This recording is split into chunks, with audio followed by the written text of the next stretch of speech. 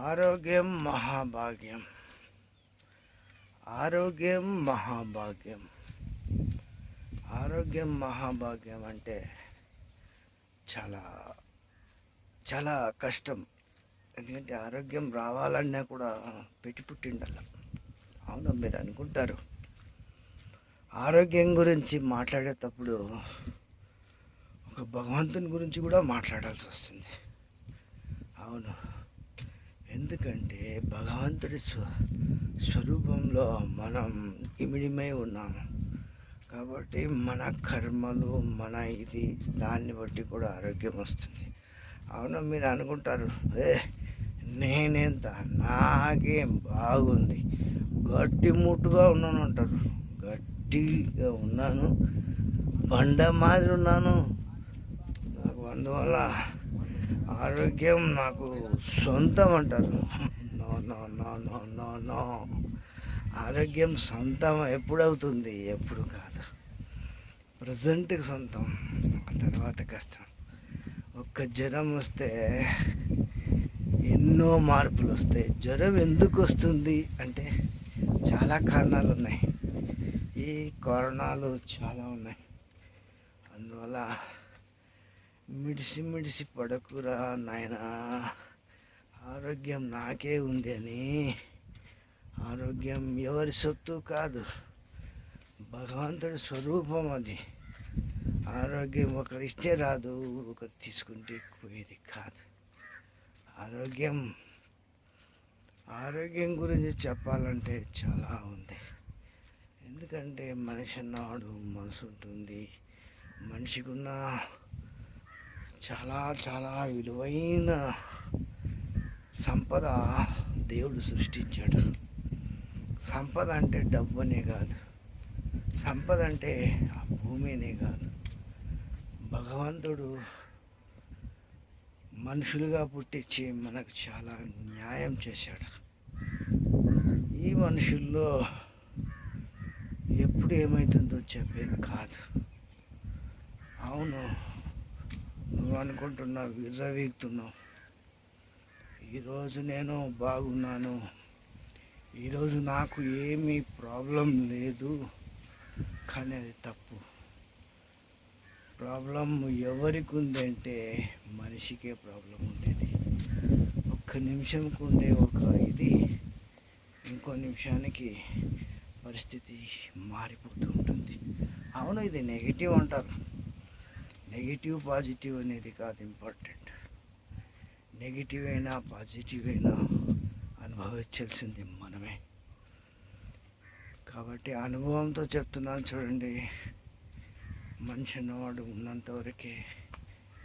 మనిషి యొక్క ఆరోగ్యం పోతే మనిషి ఎందుకు పనికి రాకుండా పోతాడు. మనిషి మనసు ఇవన్నీ చాలా ఇమ్మడి ఉన్నాయి. అవును, నువ్వు ఒక దొంగవి గ్రహిస్తావా? అవును, ఎందుకంటే నీ మనసు ఒక్కోసారి దొంగగా మారుతావు, నువ్వు ఒక్కొక్కసారి మంచిగా మారుతావు. మనిషి అన్నవాడు దేవుడితో సమానం అని అంటారు. ఎప్పుడు మనసు అన్నది మంచి నిర్మషంగా, నిష్కలంగా, దయా కరుణ వీటితో నిండి ఉంటే ఆ మనిషి నిజంగా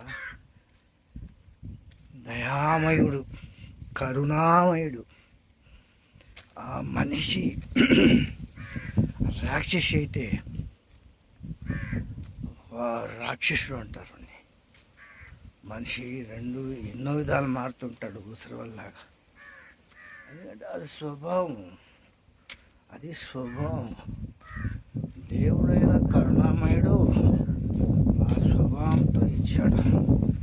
మనిషి యొక్క పుట్టుకను దేవుడు రాస్తే మనిషిని.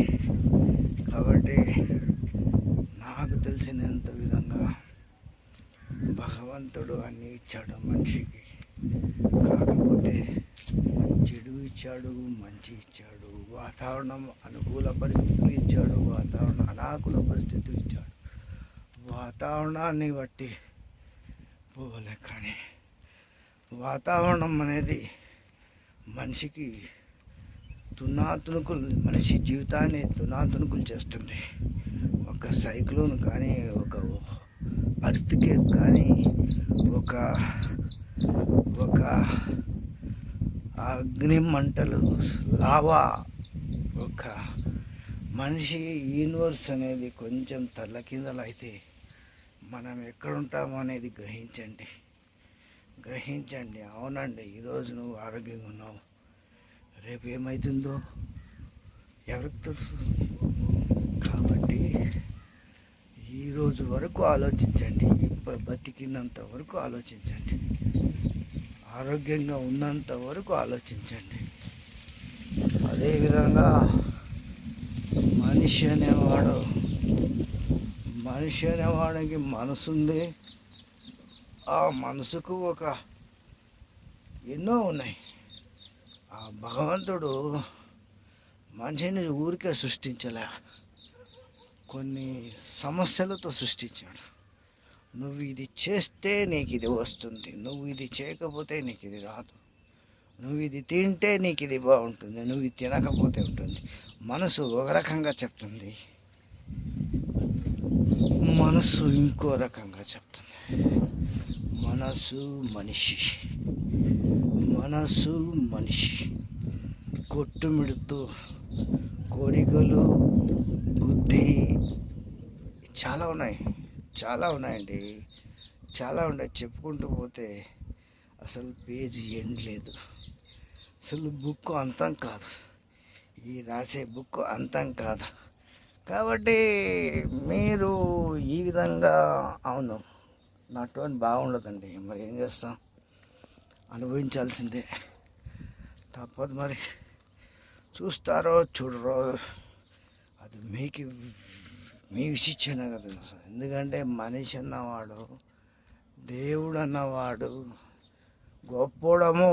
దేవుడు అంటే గొప్పోడు అంటారు. ఎందుకంటే గొప్పోడు అంటే ఒకదానికొకటి లింక్ పెడతాడు, ఒకదానికొకటి